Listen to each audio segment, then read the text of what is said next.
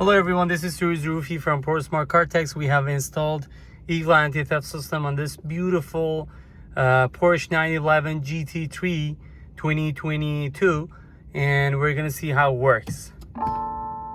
We start the engine, we can start the car and this vehicle, and we try to shift the gear and move the car.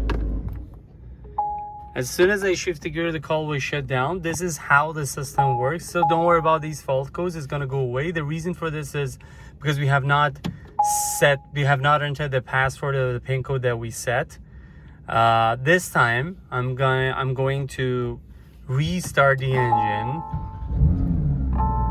I'm gonna enter the pin I set for this car.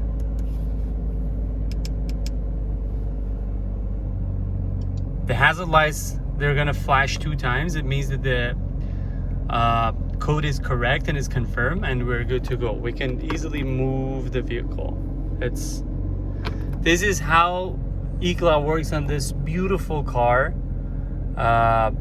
Call us at Porsche Smart Car Techs. Protect your vehicle today. We offer the best price on the market.